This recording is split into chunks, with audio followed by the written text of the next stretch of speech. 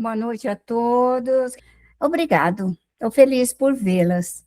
E o que nós temos como pergunta que gostaríamos de trocar ideia, de pensar, avaliar sobre doutrina dos espíritos. Beatriz está quietinha hoje? Eu estava aqui ouvindo Robson Pinheiro falar sobre o livro dos Magos Negros. E aí ele fala que os nossos protetores não necessariamente são espíritos mais evoluídos do que nós. Pode ser um espírito familiar. E também que quando a gente se mete aí a querer dar uma de valentona aí na vida, para poder trabalhar com magia, né, o risco de que nós temos, que nós corremos por não conhecer de fato a doutrina e não conhecer mesmo em que terreno que a gente está pisando. Gostaria que você falasse um pouco mais sobre isso, dos riscos, porque às vezes, quando eu vou fazer uma oração, alguma coisa, e eu sinto algo diferente, eu confesso que eu bloqueio. Na hora eu paro, porque eu falo, nossa, aqui, não sei se eu vou entrar ou não. Vamos começar do início. A doutrina dos espíritos, ela nos ensina a amar os vossos inimigos. A maioria dos nossos inimigos estão em regiões umbralinas, quer que estejam vivos, quer que sejam mortos. Porque eles não são almas que se aperfeiçoaram, que buscaram, nutrem o ódio, a vingança, o desamor, a impiedade, trabalham na autodestruição. Então, nós, médios, com conhecimento de que precisamos amar os nossos inimigos, que significa o quê? Socorrer os espíritos. Eles odeiam, que querem nos destruir, que querem nos agredir, que querem nos levar à falência, porque as suas vibrações, elas são densas e pesadas, em que nós recebemos estas emanações enegrecidas, e se nós não tivermos o cuidado de observação e retirada dessa energia, nós ficaremos bloqueados. O que é isso? Se essa energia ficar conosco uma hora, um dia, 2 dias, nós vamos ficar somente perturbado, ligeiramente desequilibrado, mas se resistir por mais dias e não for socorrido, nós vamos entrar num processo obsessivo. Saímos da obsessão simples e passamos para a obsessão mais de fascinação e de subjugação. Então, o médium, com conhecimento doutrinário, ele precisa se libertar dessas opressões. Necessariamente ele precisa. Ele não pode ficar com essas energias. Agora vamos falar de protetores. Os protetores são de todas as escalas, de todas as ordens, de todo e qualquer trabalho que o médium veio para cumprir. Porque no momento do nosso processo reencarnatório, quando nós nos preparamos para retornar, sabemos que seremos médios e nasceremos em tal família, em tal lugar, para cumprir determinada evolução nossa. Não vamos falar karma, porque o karma não é uma palavra doutrinária espírita. Karma é uma palavra hinduísta. Na doutrina espírita não existe karma. Só existe evolução e resgate. Então, no momento em que nós nos preparamos para voltar aqui, pelo débito do passado, vamos dizer que o nosso débito seja magos negros. Que nós vivemos com essa magia negra no Egito, na Pérsia, na Índia, na China.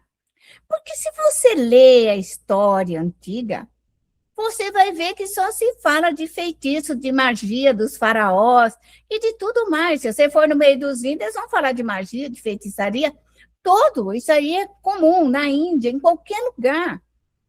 Pode hoje alguém tentar assim pôr uma cortina, mas quando você busca no interior dos povos, das nações, você vai encontrar os mesmos espíritos, só que com outros nomes, outras ideias. Para nós espírita, então eu venho para cá porque eu vou resgatar o meu passado, que estou envolto com espíritos inimigos, que vão buscar essas regiões umbralinas para me causar dano, ou vivem nas regiões umbralinas. Então eu já tenho uma previsão e já sei onde eu vou passar. Para que eu cumpra essa missão corretamente, já antecipadamente, a minha equipe de trabalho, meus protetores, meu anjo de guarda, a equipe que vai me ajudar, já está preparada comigo. Já foi organizada, já foi administrada, já sabe o tempo que vai ocorrer, da minha mediunidade desenvolvida, o ano que vai ocorrer isso, o período que vai ocorrer, quando vai ocorrer, quando que essa ação chegará até a mim. Então, existe esse processo de evolução do médium. Se eu vou começar a receber essas energias, denominada magia negra, que nada mais são do que fluidos densos e pesados de espíritos maus e perversos, o que seria essa magia negra? Então, eu estou com 40 anos, a época prevista, para que eu comece o meu trabalho de resgate. Nesse interim, eu médium, preguiçosa, vou no centro de vez em quando, tomo um passinho aqui e ali, não quero nada com nada, não quero estudar. Eu sei que eu sou médium, mas eu não quero nada com nada, eu não quero saber dessas coisas, eu não quero me compromissar, eu não quero saber de nada. E o tempo vai passando, chega nos 30, 35, 40. Puf! Posição de resgate. Aí surge aquilo que a maioria dos médios tem medo. A maioria, sabe? 99%. Porque não sabe trabalhar com os fluidos. Por quê? Se a magia negra é um pensamento mau e perverso, a magia negra é um pensamento mau e perverso. Mas é um pensamento. Só outro pensamento pode destruir. Aí é que está. Outro pensamento. Então, o pensamento que tem moral, ética, valores, ele destrói essas partículas. Porque é uma ordem de comando. Se um espírito inferior, maligno, ele pensa em te destruir, te matar, te acabar, levar à falência, ele está trabalhando com o pensamento dele. Pode arrumar até uma equipe para ajudar ele. Então, ele trabalha com o pensamento dele e o desejo dele. Ele quer, ele deseja, ele o faz. Então, um médium com uma evolução superior, já preparado, estudado, pronto, isso não é o problema. Por quê? O médium sabe que o pensamento da magia, da feitiçaria, do vodú, do pronto feito, do que você quiser, é pensamento. Tudo é pensamento. Tudo. Nada mais do que o pensamento. Aí você fala, assim, mas e o bonequinho? E a coisa lá nas encruzilhadas, e mais aquilo, mais aquilo. O que é isso? É uma maneira de concentração. Então, aquele médium se concentra naquele bonequinho, se concentra nele, que ele é bonitinho, gordinho, igual Eli. Então, ele fala assim, não, esse bonequinho é a cara da Eli, eu quero mais que ela se arrebente. É uma magia. É isso que vocês têm que entender. É a ação do pensamento. Quantas bonequinhas de Suzy mais outras são usadas nisso daí? Por quê? Porque você é loirinha, bonitinha, magrinha. Então, é um apetrecho. Mas não é a bonequinha. Não é a ação daquele desejo. Nada mais é do que a vontade e o desejo. Então, o espírito mal, quando ele não tem essa força da maldade dele, ele junta num grupo. Ele arruma amigos para juntar mais fluidos, para que ele possa fazer aquele trabalho mal. Mas todo espírito mal, nenhuma alma acima dele comanda ele. Já falei muitas vezes aqui e vou continuar falando. A hierarquia moral no Evangelho que fala que o Evangelho, segundo o Espiritismo, tem uma ação moralizadora. Todo cristão deve se moralizar. Por quê? Porque esse é o objetivo do cristão. À medida em que nós nos moralizamos e crescemos, nós entendemos e estudamos, sabemos que nada mais são do que fluidos. Fluidos são forma pensamento. E que esses pensamentos aglomerados, eles criam vida.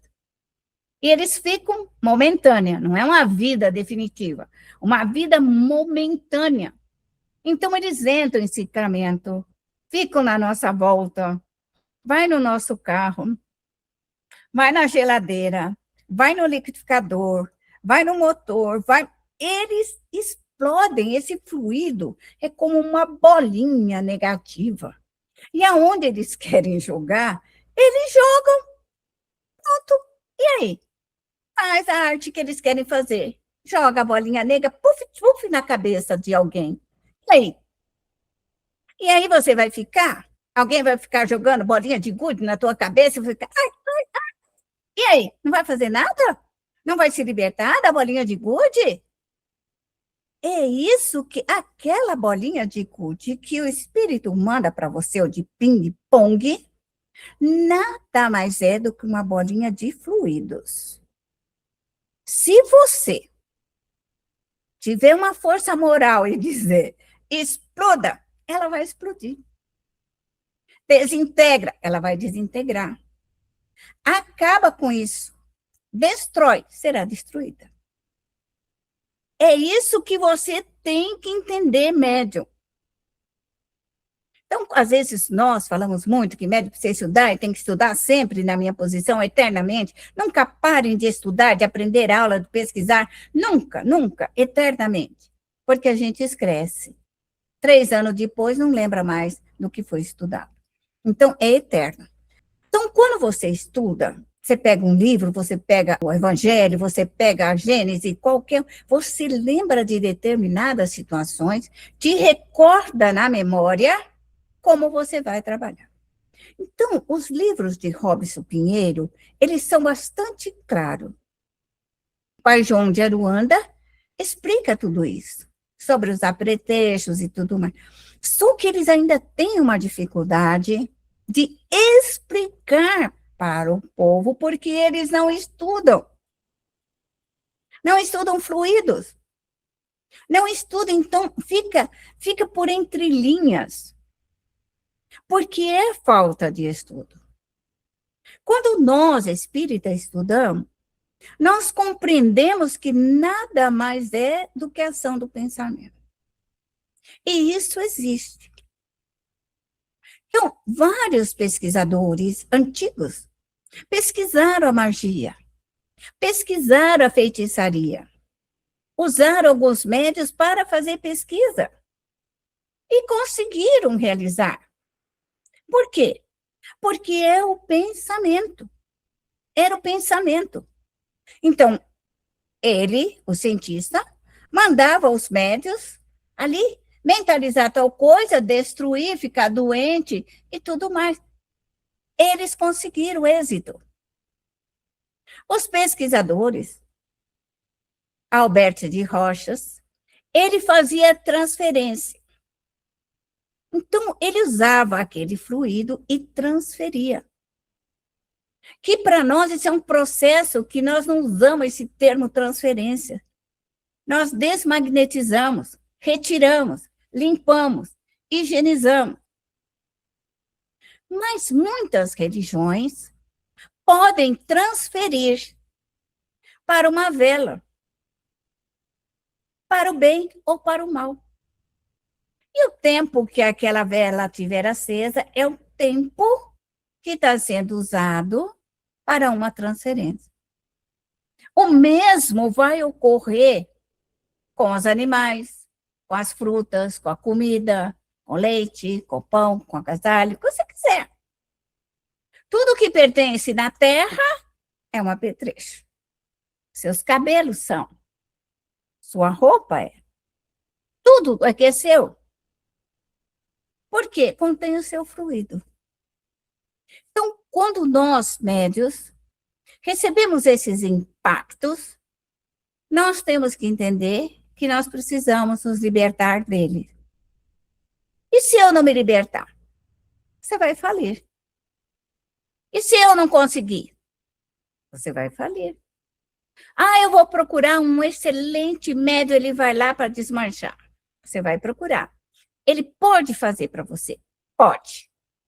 E vai te dar o exemplo. Você, quando você procurar uma pessoa para rezar, tirar uma macumba, um feitiço de você, você está em experiência, em pesquisa. Então, você vai lá e ele vai tirar. Ele vai chamar o protetor dele e ele vai tirar o que você podia fazer também. Então, ele te dá o exemplo claro e preciso que o médium pode fazer isso. E se você ficar macumbada uma semana depois, você vai lá e ele tira. Você vai de novo, ele tira, depois não pode mais. Porque qualquer médium, ele tem um tempo para ajudar. Qualquer médium. Qualquer médium.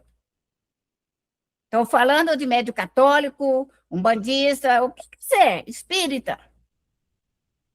Ele tem um tempo, depois ele não pode mais. Porque a sua experiência era para ensinar. Ensinar. Você vai num médium curador, ele te cura. É uma experiência para você estudar a mediunidade de cura. Você vai num médium que desmancha magia e feitiçaria, é uma experiência para você saber como que você... Se ele pode, você também pode. Ele pode trazer uma mediunidade inata de outras vidas para fazer aquilo. Mas você pode desenvolver essa sua capacidade mental de desintegrar tudo isso. Se nós lermos alguma coisa sobre os espíritos dos pretos velhos, vou falar dele. Então, eles chegam nessas regiões umbralinas, Pai João de Aruanda, onde está aquela energia negativa, aquele pensamento altamente negativo, que nós diríamos assim, um mago branco, né? Vamos dizer assim, Pai João de Aruanda, um mago branco, um mago assim de moral, de ética, de valores. Se ele fizer tchum, tchum, ele desmancha tudo aquilo. Puf! Por quê? Porque é a moral, o conhecimento, o estudo de Pai João de Aruanda. Por isso eles são chamados de imortais. Porque tem o conhecimento. Então, esse conhecimento, todos os médios podem conseguir. Desde que o queiram. Que o queiram fazer isso. No momento, na Terra, agora que nós estamos vivendo, a Terra, existe tanta magia, tanta feitiçaria, tanto voodoo, tanta coisa ruim, em 24 horas, se você observar, é uma maldade sem precedente. Sem precedente.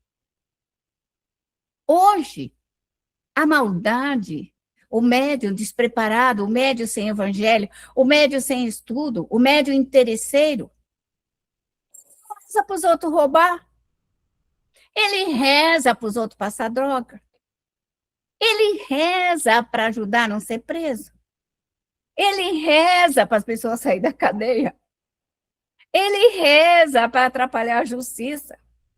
Então, existe médium, ele vai resgatar, não existe dúvida, fez coisa errada, vai ter que pagar. Não existe outro jeito. Quem errou vai ter que ir na lei do reajuste. Mas se você observar, a maldade da mediunidade no nosso período atual é muito grande. O espiritismo tem 160 anos de autoconhecimento. É impossível. A Gênese, o livro dos Espíritos, tudo.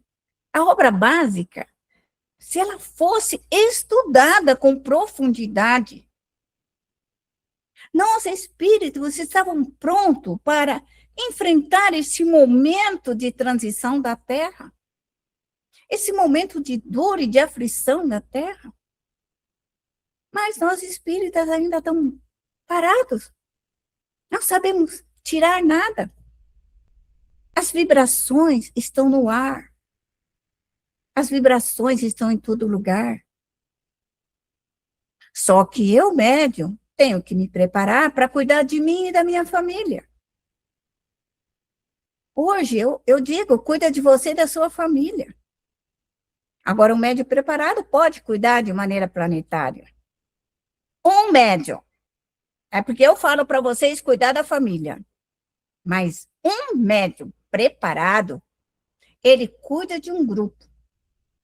Ele cuida de um povo.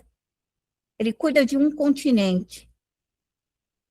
Ele cuida do planeta. Ele cuida além do planeta. Mas isso é uma evolução. Se você observar, você não dá conta de 2 filhinhos. 2 filhinhos, você já fica passada da cabeça. Dá tudo errado na sua vida, você não consegue controlar a vida de 2 filhinhos. Imagina, né? De um grupo maior. Então, essa moral, esse comando que o médium tem de hierarquia, o médium recebe essa hierarquia, porque ele trabalha, porque ele cresce, porque ele se desenvolve. E eu vou falar uma coisa para vocês que é bastante interessante. Toda vez que vocês recolherem esses espíritos que estão de magia, de feitiçaria, de voodoo, pode ser o que for, recolher e levar para uma colônia espiritual, e ele estudar e ele aprender, ele voltará para fazer o trabalho ao bem. Essa é a beleza de tudo isso. Todos os obsessores, todos eles que forem levados para as colônias espirituais, eles vão voltar como médiuns trabalhadores da última hora. Mas se não forem socorridos, nós vamos viver com essa crosta maligna por todos os lugares. Então eu pergunto, Beatriz, você tem medo de magia, de feitiçaria, de voodoo, de ponto feito? De trabalho, de morte? Ai, que difícil, Você hein? tem que estudar. Ora sim, ora não.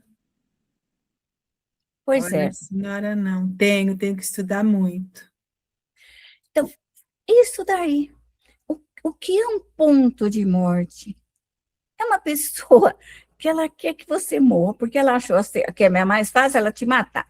Porque você está incomodando muito, está atrapalhando demais, não está deixando ela fazer o que ela quer fazer isso, fazer aquilo, e você está incomodando. Então ela pensa, se morrer é uma beleza, se morrer é ótimo. Então, ela procura uma pessoa má, perversa, e pede, então, para matar.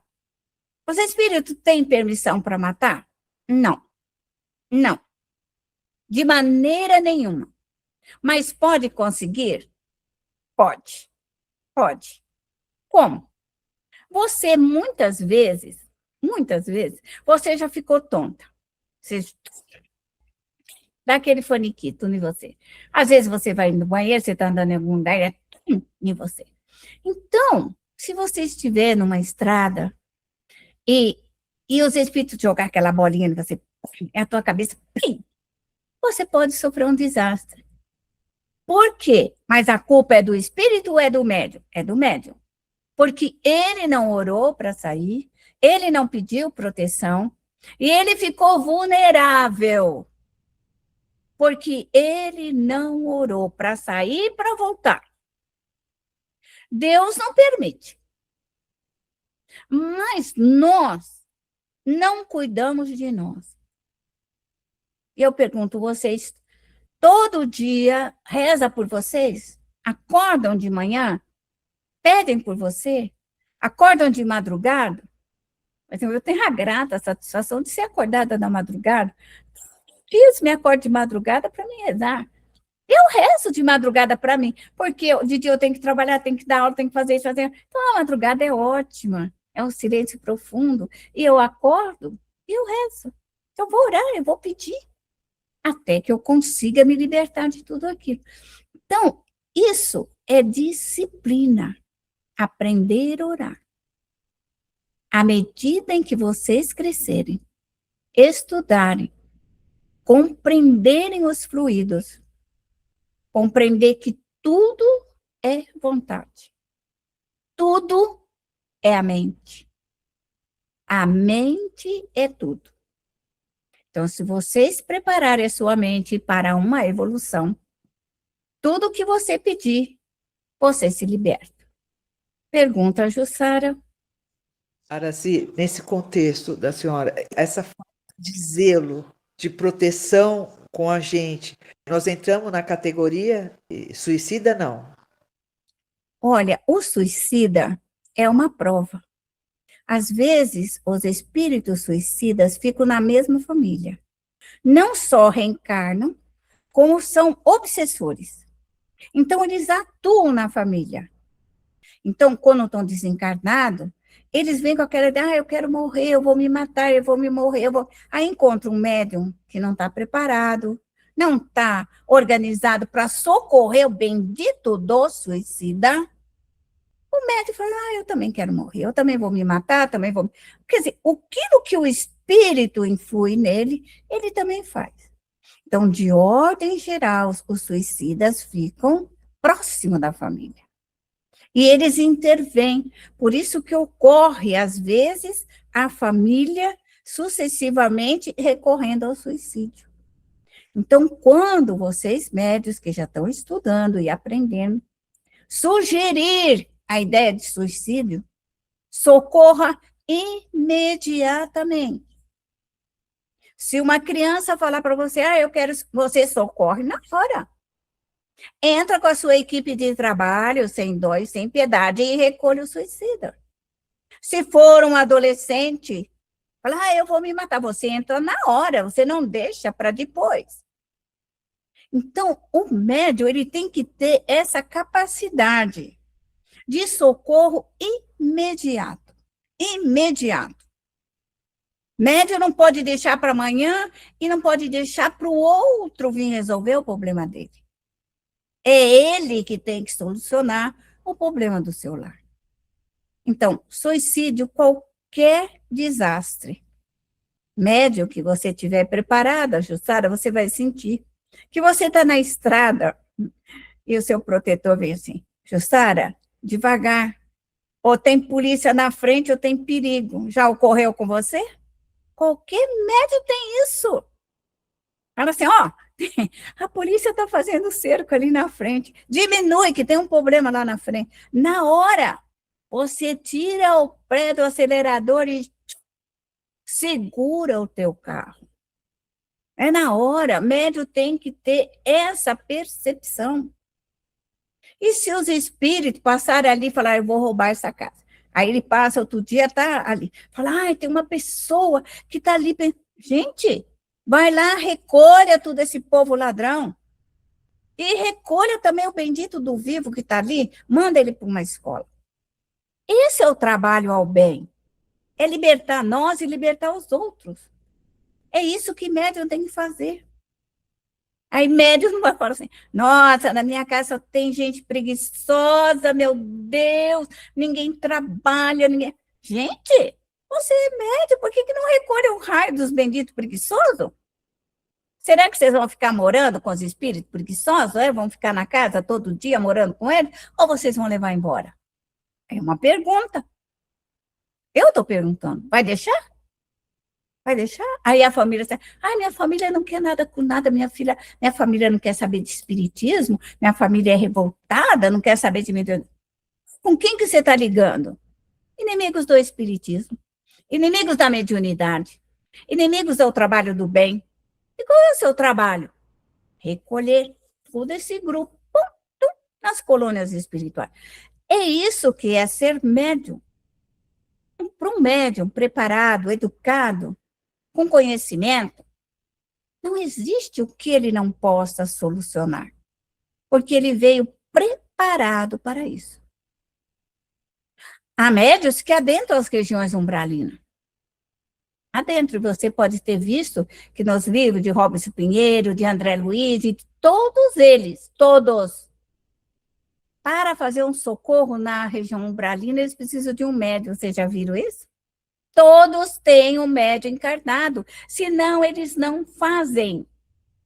Então, se você não se preparar a sua mediunidade, prézinho no seu lar, prézinho, porque você não está nem no primeiro ano, está no prézinho, é a primeira escolinha da mediunidade. Porque se você fala assim, você vai socorrer os outros, você não vai ficar sabendo o que aconteceu. Agora, na tua casa, você vai saber se você conseguiu, se você teve êxito, os seus protetores, porque vamos supor que você não consiga.